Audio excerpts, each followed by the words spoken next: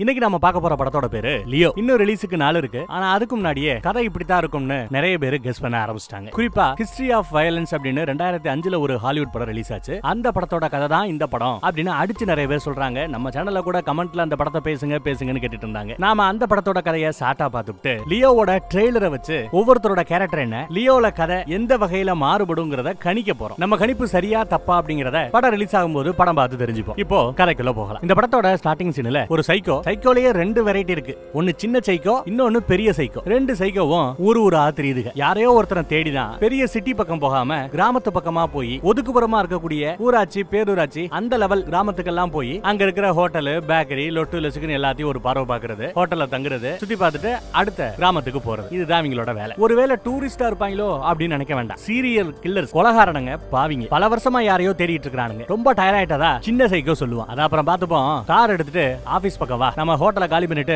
அடுத்த கிராமத்துக்கு போகணும், நான் செக் அவுட் பண்ணிட்டு வரேன்னு சொல்லிட்டு போறாங்க. இந்த பையன் போய் காரை கொண்டு வரதுக்குள்ள அந்த பக்கம் செக் அவுட் ப்ராசஸ் முடிஞ்சிருச்சு, கிளம்பலாம் சொல்லி வந்து உட்காரான் பெரிய சைக்கோ. ஆனா தண்ணி இல்ல. என்னடா தண்ணி இல்ல, வெயில் பயங்கரமா பொளக்குது, தண்ணி வேணும்டா, போய் தண்ணி எடுத்துட்டு வாடான்னு சொல்ல சின்ன சைக்கோ உள்ள போறான். உள்ள போய் பார்த்தா அந்த லாட்ஜ்ல அந்த ஹோட்டல்ல வேலை பார்த்துக்கிட்டு இருந்தவரைய கொலை பண்ணிட்டாங்க. அங்க சர்வர் வேலை பார்த்துக்கிட்டு இருந்த ஒரு அம்மாவை கொலை பண்ணிட்டாங்க. இத கூட மன்னிச்சிடலாம். அங்க ஒரு சின்ன பொண்ணு இருக்குங்க, அதையுமே இறக்கம் இல்லாம கொலை பண்றான் இந்த சைக்கோ. அதே சமயம் அந்த பக்கம் கனவு கண்டுட்டு நம்ம ஹீரோவோட பொண்ணு அப்பா அப்படின்னு கத்திட்டு எந்திரிப்பா. அப்பா ஓடி வந்து என்னடா கனவா, எப்பவும் போல கெட்ட கனவா அப்படின்னு பேசிட்டு இருக்கிறேன். அண்ணனும் எந்திரிச்சு வர்றான். என்ன பாப்பா மறுபடியும் கனவா அப்படின்னு. அம்மாவும் எந்திரிச்சு வராங்க. குடும்பமே அந்த பொண்ணை அப்படி கொஞ்சது. அழகான குடும்பம், நல்ல மனைவி மக்கள்னு ஒரு நல்ல வாழ்க்கை வாழ்ந்துட்டு இருக்காரு நம்ம ஹீரோ. ஹீரோயின் என்ன பண்றாங்கன்னா, நம்ம ஹீரோவோட பொண்டாட்டி என்ன பண்றாங்கன்னா வக்கீலா வேலை பாக்குறாங்க. ஹீரோ என்ன வேலை பாக்குறான்னா இந்த கிராமத்துல ஒரு சின்ன பேக்கரி கடை வச்சிருக்கான். ஒரு கஸ்டமர் சாப்பிட்டுட்டு இருப்பாரு. ஒரு பையன் ஒரு பொண்ணை பேக்கரியில வேலைக்கு வச்சிருக்காப்ல நம்ம ஹீரோ. அந்த பக்கம் ஹீரோவோட பையன் அவன் கேம் விளையாண்டுகிட்டு இருப்பான். அந்த பையன் கூட உரண்டு இழுக்கிறதுக்காக வேணும் இன்னொருத்தன் சுத்தி திரிவான். அவன் அடிச்ச பால கேட்ச் பண்ணிட்டானா நம்ம ஹீரோவோட பையன். அதனால அவன் மேல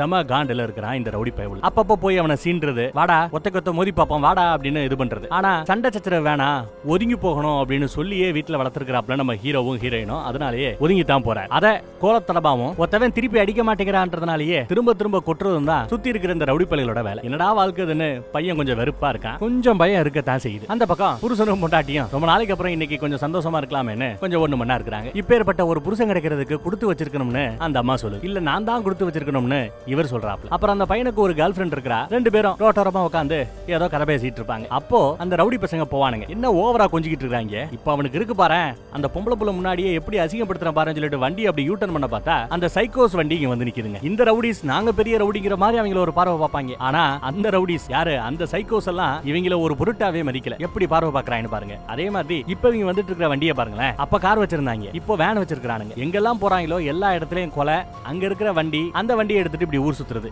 இதுதான் பொழப்பு. சின்ன சைக்கோவோ இப்படியே எத்தனை வருஷம் தான் தேடிட்டே இருக்கிறது. இன்னும் எவ்வளவு தூரம் தான் போறதுன்னு கேட்டா என்ன இன்னும் ஒரு 10,000 கிலோமீட்டர் போவோம், அதுக்கப்புறம் நிப்பாட்டி போங்கறாப்ல பெரிய சைக்கோ பேசுறாப்ல. கையில இருந்த காசெல்லாம் செலவாகி போச்சு, அடுத்து என்னங்கறாப்ல சைக்கோஸ் பேசிட்டு இருக்காங்க. அடுத்த கிராமத்துக்கு வந்தாச்சா, சரி இங்க ஏதாவது சாப்பிடலாமேன்னு ஒரு கடைக்குள்ள வராங்க. இவங்க நடவடிக்கையே சரியில்லை. யார் கடைக்கு வந்திருக்காங்கன்னா ஹீரோவோட கடைக்கு தான் வந்திருக்காங்க. என்னப்பா கிடைக்கும், காஃபி கிடைக்குமா அப்படின்னு கேட்டா இல்ல சார் நாங்க க்ளோசிங் டைம் க்ளோஸ் பண்ண போறோம்னு நம்ம ஹீரோ சொல்லுவார். அதெல்லாம் முடியாது, எனக்கு அந்த பை வேணும் அப்படின்னு அவன் ஏதோ ஸ்வீட் ஆர்டர் பண்றான். இவர் ஏதோ காஃபி ஆர்டர் பண்றாரு. கண்டிப்பா வேணும்னு சத்தம் போடுறாங்க. சரி ஓகே சண்டை வேண்டாம், காஃபியை உங்களுக்கு கொடுக்குறோம் அப்படின்னு சொல்லி நம்ம ஹீரோவும் பிரச்சனை வேணான்னு அமைதியா காஃபி கொடுக்குறாரு. சரி லேட் நைட்ல பொம்பளை புள்ள வேலை பார்க்க வேண்டாம்னு தாங்கிட்ட வேலை பார்க்கற அந்த பொண்ணை சரிம்மா நீ கிளம்புமா அப்படின்னு சொல்றாரு. அந்த பொண்ணு கிளம்பி போற சமயம் டப்புன்னு அந்த சின்ன சைக்கோ போய் அந்த பொண்ணை பிடிச்சு அப்படியே அந்த பக்கம் ஓரம் தள்ளுறான். நான் சொல்ற வரைக்கும் ஒரு ஆளு அசைய கூடாது தெரியுதா, இல்லனா அறுத்து போட்டுருவேன் அறுத்துன்னு மிரட்டுறான். இவங்களுக்கு ஒண்ணும் பிடிபடல. இவங்களுக்கெல்லாம் சொன்னா புரியாது, செஞ்சு காட்டணும்ல அப்படின்னு டப்புன்னு துப்பாக்கி எடுக்கிறாரு பெரிய சைக்கோ. அப்படியே நம்ம தலைவனை சுட்டு தொலை பார்க்க ஆளு அப்படியே கையில இருந்த சூடான அந்த காஃபி பாட்டில வச்சு ஓங்கி அந்த சைக்கோ ஒரு அடி. அவர் கையில இருந்த துப்பாக்கி கீழே விழுந்துரும். அதை புடுங்கி சின்ன சைக்கோவை சுட்டு கொண்டுறாரு. அதுக்குள்ள பெரிய சைக்கோ கத்தியால நம்ம வயலோட கால்ல ஓங்கி ஒரு குத்து குத்துனா துப்பாக்கியால அவன் தலையிலேயே சுட்டு ரெண்டு சைக்கோவையும் ஒரு வழியா கொலை பண்ணிட்டான். ஆனா இது நடக்கிறதெல்லாம் என்ன,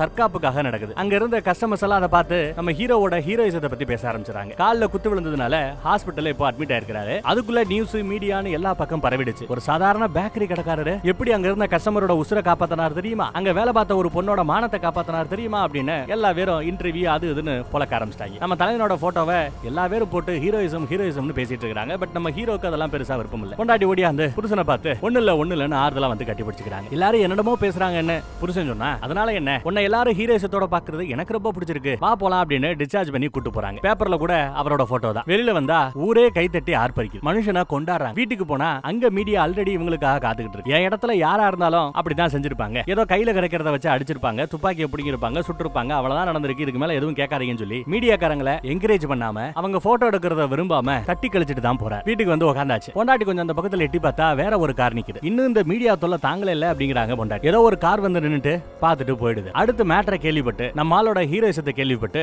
பேக்கரி முழுக்க ஏகப்பட்ட பேர் அந்த ஊர்க்காரங்க அத்தனை பேருமே வந்து சாப்பிட உட்காந்துட்டாங்க. பிசினஸ் நல்லா சூடு பிடிச்சு போகுது. அங்கதான் இன்னும் ஒரு 3 ரவுடிஸ் வராங்க. ஒருத்தர் கண்ணாடி ஓட்டுக்கிட்டே இருக்காரு. அவரு நம்ம ஹீரோவை பார்த்து, ஹீரோவோட பேரு பார்த்தி, ஆனா அவங்க வேற பேரை சொல்லி கூப்பிடுறாங்க. இல்லங்க என் பேரு வேற, நீங்க வேற யாரும் நினைச்சு தப்பா பேசுறீங்கன்னு நம்ம ஹீரோவும் சொல்லி பாப்பாரு. ஆனாலும் அவங்க நம்ப மாட்டாங்க. உன்னை பத்தி எனக்கு தெரியாதா? சரி என்ன மறந்திருக்கலாம், என் கண்ணை மறந்திருக்க மாட்டேன்னு கண்ணை காட்டுறாரு. ஒரு கண்ணு நொல்ல கண்ணா இருக்கு, இத பண்ணது நீதானே அப்படிங்கிற. இல்லங்க நீங்க தப்பா புரிஞ்சுக்கிறீங்க, நீங்க யாருன்னு எனக்கு தெரியாதுன்னு அப்பயும் பேசுவார். பொண்டாட்டி பக்கத்துலயே நிக்கும். தயவு செய்து வெளியில போறீங்களா, எங்க பிசினஸ் டிஸ்டர்ப் பண்ணாதீங்கன்னு பொண்டாட்டியும் பேசும். சரி ஓகே மறுபடியும் சந்திப்போம், அங்க இருந்து கிளம்பி போயிடுறானுங்க. அதுக்குள்ள நம்ம ஹீரோயின் தெரிஞ்ச போலீஸ்காரர் அங்க இருக்கிறாரு.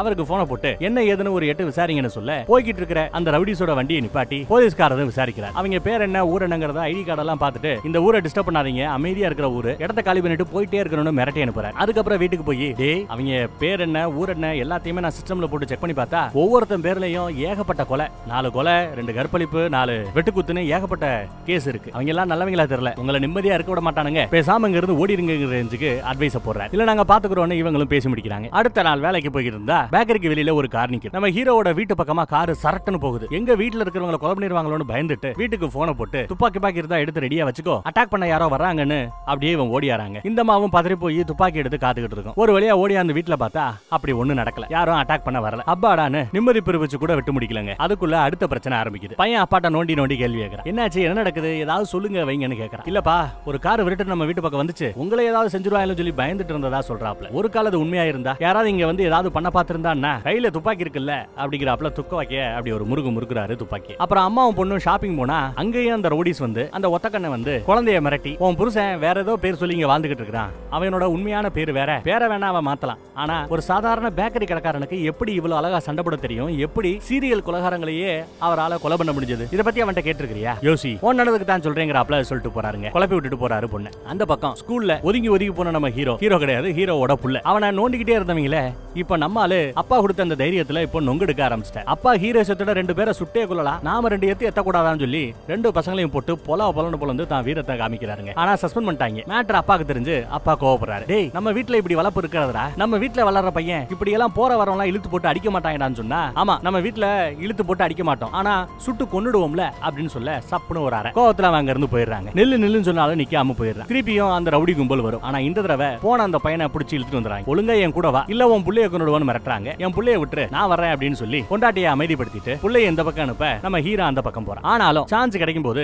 அந்த ஆட்களே அடிச்சு போட்டு அவங்க துப்பாக்கியை பிடுங்கி அங்க இருந்த எல்லா பேரையும் சுட்டு தள்ளிடுறாரு. இருந்தாலும் ஒரு கட்டத்துல நம்ம ஆளு விழுந்து கிடப்பார். ஒத்தக்கண்ணன் சாகுடான துப்பாக்கி எடுத்து சுட போற சமயம் பின்னாடி இருந்து புள்ள துப்பாக்கியால ஒத்தக்கண்ணனை சுட்டு கொன்னு நம்ம ஹீரோவை காப்பாத்திடுறாரு. இதுல கொஞ்சம் அவருக்கு குண்டடி பட்டிருக்கும். மறுபடியும் ஹாஸ்பிட்டல் கஷ்டப்படுறாப்ல. தயவு செய்து இப்பயாவது உண்மையை சொல்லு, உன் உண்மையான பேர் என்ன, அவங்க சொல்றதெல்லாம் நிஜமா, நீ சண்டை போடுறத நான் பார்த்தேன், எவ்வளவு கொலவெறியோட நீ சண்டை போட்டு தெரியுமா, கண்டிப்பா நீ ஒரு சாதாரண பேக்கரி கடைக்காரனா இருக்க வாய்ப்பே இல்ல, நீ யாரு அப்படின்னு அந்த பொண்ணு திரும்ப கேட்க சிவனும் நானே சக்தியும் நானேங்கறாப்ல. அவங்க தேடி வந்த கொலகாரனும் நானே, பேக்கரி கடையை நடத்துற பேக்கரி கடைக்காரனும் நானே அப்படிங்கறாப்ல பேசுறாரு. அந்த அம்மாக்கு ஒண்ணும் பிடிபடல. உண்மையை கேட்டதும் அவளுக்கு வாந்தியே வருது. பாத்ரூம்ல போய் வாந்தி எடுக்கிறா. உண்மையை சகிச்சுக்க முடியல அவளால. ஒரு கொலகாரன் கூட குடும்பம் நடத்தணுங்கறாப்ல. இல்ல அந்த கொலகாரன் எப்பயோ என்ன விட்டு போயிட்டான், அவன் அழிக்கணுன்றதுக்காகவே யாருமில்லாத பாலைவனத்துல கூட 3-4 வருஷம் தனியா இருந்து கஷ்டப்பட்டேன், அவன் திரும்ப வராதபடி அவனை அடக்கி ஆண்ட. இதுக்கப்புறம் அவன் இல்ல, முழுக்க ஒரு பேக்கரி காரனை தான் நீ இப்ப பாக்குறேன்னு நம்ம ஆளு எடுத்து சொல்றாரு. அது ஒண்ணுமில்லங்க, இந்த மல்டிபிள் பர்சனாலிட்டி டிசார்டர் கேள்விப்பட்டிருக்கீங்களா? ஒரே உடல்ல 2-3 கேரக்டர் இருக்கும். அந்த மாதிரி தான் நம்ம ஹீரோவோட உடம்புல 2 கேரக்டர் இருக்கு. ஒன்னு பேக்கரி கடைக்காரர், இன்னொன்னு கொலகாரர். இருந்தாலும் அந்த அம்மா நம்ப மாட்டேன், ஆள விடு சாமின்னு அங்க இருந்து கிளம்பி போயிடுங்க. அப்படியே கொஞ்சம் நாளைக்கு அப்புறம் குணமாயி டிஸ்சார்ஜ் ஆகி மறுபடியும் வீட்டுக்கு வருவார். பையன் கோவமா பேசுறான். போலீஸ்காரர் வந்து என்னப்பா உன் பேரை போட்டு பார்த்தா உன் பேரை பத்தி எந்த ஹிஸ்டரியுமே இல்ல, 4-5 வருஷத்துக்கு முன்னாடி ஒரு 7-8 வருஷத்துக்கு முன்னாடி நீ யாரு என்னங்கிறது டேட்டாபேஸ்ல சிஸ்டத்துல இல்ல, உண்மையிலேயே நீ யாரு என்னன்னு விசாரிச்சா பொண்டாட்டிய நேரம் வந்து எங்க குடும்பம் எவ்வளவு கஷ்டத்துல இருக்கு, இந்த மாதிரி கஷ்டமான சூழ்நிலையில கூட ஏன் கேள்வி மேல கேள்வி கேட்டு எங்களை டார்ச்சர் பண்றீங்க, ஆள விடுங்க சாமின்னு அழுக ஆரம்பிக்க. சரி ஓகே ஏதாவது உதவி வேணும்னா கேளுங்க சொல்லிட்டு போலீஸ்காரர் தான் அங்க இருந்து கிளம்பி போயிடுறாரு. இந்த அம்மா சண்டை போடும். அந்த பக்கம் நம்ம ஹீரோ கொஞ்சம் மூர்க்கத்தனமா நடந்துக்கிறார். என்னன்னு பார்த்தா பேக்கரி கடைக்காரன் உடம்புல அவரோட கேரக்டரை டம்மி பண்ணி கொலகாரன் கேரக்டர் இப்ப ஃபோர்ஸ்ஃபுல்லா இறங்கி இருக்கு. ரொம்ப மூர்க்கத்தனமா அந்த பொண்ணு கூட நடந்துக்கிறான். அவங்களும் அதை விரும்புறாப்ல தான் தெரியுது. 2 பேரும் ஒரு ரஃப்பான ரொமான்ஸ்ல இருக்கிறாங்க. ஆனா ராத்திரி ஆனதும் ஹால்ல படுக்க போட்டாங்க போல, ஹால்ல தான் படுத்து கிடக்குறான். எங்கேயோ இருந்து போன் வருது. பெரிய வில்லங்கிட்ட இருந்து போன். நீ யாவரையா இல்ல ஆட்களை அனுப்பி விட்டுமான்னு கேட்க நானே வந்து தொலைறேன்னு நம்ம ஆளும் கிளம்பி போறாங்க. மூட்டை முடிச்சு கட்டி வீட்டுல சொல்லாம கொள்ளாம கிளம்பி போற. ஒரு ஹோட்டல்ல சில ரவுடிகள் வந்து இவரை வேற ஒரு இடத்துக்கு கூட்டு போறாங்க. அங்கதான் பெரிய வில்ல இருக்கிறான் போல தெரியுது. அங்க போனதும் இவங்கிட்ட துப்பாக்கி இருக்கா இல்லையாங்கிறத செக் பண்ணிட்டு துப்பாக்கி இல்லைங்கிறத அப்படிங்கறத கன்ஃபார்ம் பண்ணிட்டு அதுக்கப்புறம் வில்லனை கூப்பிடுறாங்க. பெரிய வில்ல வர என்ன தம்பி எப்பரா இருக்க அப்படின்னு கேக்குறான். நீ அண்ணா நல்லா இருக்கியா நீ இவன் கேக்குறான். என்னடா இருக்குதுன்னு பார்த்தா ரெண்டு பேரும் அண்ணன் தம்பி கூட பிறந்தவங்க. தம்பி தான் இவர் பண்ண எல்லா பிசினஸையும் பார்த்துட்டு இருந்திருக்க. ஒரு கட்டத்துல போதுண்டான்னு சலிச்சு போய் கொலை பண்ணி புளிச்சு போய் எல்லாத்தையும் விட்டுட்டு போயிருக்காரு. அதுல அவருக்கு ஏகப்பட்ட நஷ்டம் பிரச்சனை. கூடவே இவங்க அடியாட்கள் ஒருத்தவன் நல்லா இருந்த கண்ணை நொல்ல கண்ணை ஆக்கிட்டு வர போயிட்டேன். உன்னால எவ்வளவு பிரச்சனை தெரியுமா? இதுக்கு எல்லாத்துக்கும் நஷ்ட ஈடு வேண்டாம் அப்படின்னு அண்ணன் கேட்டா சரி என்ன வேணும் சொல்லு. நஷ்ட ஈடா என்ன வேணும்னு கேட்டா ஓ உசுறு வேணுங்கிறா. நம்ம தலைவன் கழுத்துல ஒரு சுருக்க போட்டு இறுக்கி கொள்றதுல எக்ஸ்பர்ட் போல. அதே மாதிரிதான் உன்னை கொல்ல போறேன்னு சொல்லிட்டு இருக்கும் போது பின்னாடி இருந்த ஒரு ரவுடி பைய அப்படியே கைத்தை கொண்டு வந்து கழுத்துல போட்டு அப்படியே இருக்க பாக்குறான். கைய உள்ள விட்டு இருகாம காப்பாத்திட்டு அப்படியே ஓங்கி தலையில ஒரு எத்து, பக்கத்துல இருந்தவன கழுத்துல ஒரு குத்து, மூக்குல ஒரு அடி, கழுத்துல ஒரு மிதி. அதுக்குள்ள பெரிய வில்லை துப்பாக்கி எடுத்து சுட வந்தா வெளியில போயிடுற. வெளியில போகும்போது இன்னொருத்தன் வருவான். அவன் கழுத்து நெரிச்சு போட்டு இன்னும் வெளியில போறான். இன்னொரு ரவுடி அங்க வேலைக்கு இருப்பான் போல. அவனும் வர அண்ணனும் அந்த ரவுடியும் வெளியில போறாங்க. போறதுக்கு முன்னாடி இங்க எல்லாத்தையும் சொதப்புன அங்க இருந்த அந்த 3 ரவுடிகளையும் சுட்டு கொலை பண்ணிட்டு தான் அண்ணங்காரன் வெளியில போறான். கதவை தாண்டி வெளியில அண்ணங்காரன் போடணும். டப்புன்னு கதவு மூடப்படுது. உள்ள அந்த மீதம் இருக்கிற ரவுடியை மாட்டிக்கிறான். அவனையும் சுட்டு கொண்டுறார். இதெல்லாம் பார்த்துட்டு ஐயோ கடைசியில தனியா மாட்டிக்க போறோமே, வீட்டை சாவி போட்டு பூட்டிட்டோம்னா நம்ம வெளியில அப்படியே காரை திறந்து ஓடிடலாம் அப்படின்னு சொல்லிட்டு சாவியை அவர் தட்டு தடு மாதிரி திறந்துகிட்டு இருப்பார். கண்ணை அக்குள்ள வச்சுட்டு சாவியை தேடும் போது கரெக்டா கதவு திறக்குது. உள்ள இருந்து நம்ம தலைவர் வரான். அண்ணா செத்து போடான்னு நெத்தி போட்டுலயே சுட்டு கொலை பண்ணிடுற. ஒரு வழியா விட்ட குறை தொட்ட குறைன்னு இல்லாம எல்லாத்தையும் முடிச்சு விட்டு மறுபடியும் வீட்டுக்கு போற. வீட்டுக்கு போனா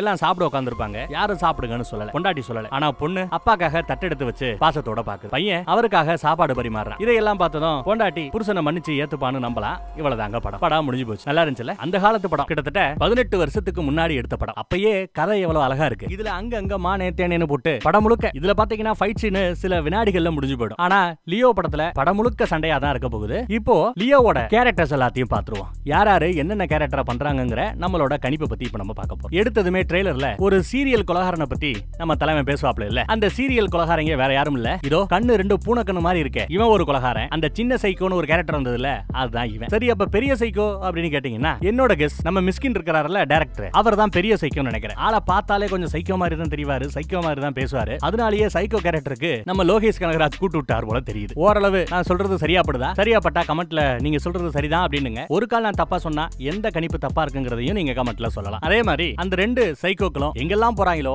எல்லா இடத்துலயும் கொலைகள் நடக்கும், பிணங்கள் மிதக்கும். அதையும் ட்ரெய்லர்ல காட்டியிருப்பாங்க. அப்புறம் ஒத்தக்கட்ட கேரக்டர் வந்ததுல அதுதான் நம்ம அர்ஜுன். நம்ம ஹீரோவை முடிக்கிற பொறுப்பை சீரியல் கொலகாரங்க கிட்ட கொடுத்திருப்பாங்க. அவங்களும் வருஷ கணக்கா போட்டு தள்ளுறதுக்காக அலைஞ்சிட்டு இருப்பாங்க. கடைசியா நம்ம ஹீரோவை பேக்கரி கடையில பாப்பானுங்க. ட்ரெய்லர்ல பார்த்தாலும் தெரியும் ஒரு பேக்கரி கடையில தான் நம்ம தலைவர் அப்படியே நடந்து வருவார். பக்கத்துல இந்த பேக்கரி ஐட்டங்கள் எல்லாம் வரிசையா ராக்ல அடுக்கி வைக்கப்பட்டிருக்கும். அங்கதான் இந்த சீரியல் கொலகாரங்களுக்கும் நம்ம தலைவனுக்கு நடுவுல சண்டை நடக்கும். போட்டு பசங்களை புரட்டி எடுப்பாரு. பேக்கரி கடை அப்படியே அங்க அடிபட்டு நொறுங்கும். இதையும் நீங்க ட்ரெய்லர்ல பாத்திருப்பீங்க. அப்புறம் ஒரு ஓனாய காட்டுறாங்க இல்ல, ஒரு டீனேஜ் பையன் கையில ஈட்டியோட அந்த ஓனாய எதிர்த்து நிக்கிறாப்ல ட்ரெய்லர்ல ஒரு காட்சி பாத்திருப்பீங்க. இது என்னன்னா நாம பார்த்த அந்த இங்கிலீஷ் படத்துல பையனோட வீரத்தை காமிக்கிறதுக்காக ரவுடி பசங்க 2 பேரை காலேஜ்லயே வச்சு ஆடி நடிப்பான் இல்லையா, அப்படி அங்க காமிச்சிருப்பாங்க. இங்க அவனோட வீரத்தை காட்டுறதுக்காக ஒரு ஓனாய் உள்ள புகுந்தாப்லயும் அந்த ஓனாய இவன் தான் வேட்டையாடி அவனோட ஹீரோயிசத்தை காட்டுறாப்லயும் கொண்டு போயிருப்பாங்கன்னு என்னோட கணிப்பு. அப்புறம் ஒரு போலீஸ்கார கேரக்டர் வரும் பாத்தீங்களா, அது கொஞ்சம் ரொம்ப டம்மியா ஹாலிவுட் படத்துல காமிச்சிருப்பாங்க. இங்க அந்த கேரக்டருக்கு கொஞ்சம் வெயிட்டேஜ் கொடுத்து கதையில அங்கங்க வருபறாப்ல நம்ம வாசுதேவ் மேனன் டைரக்டர் இருக்காருல்ல,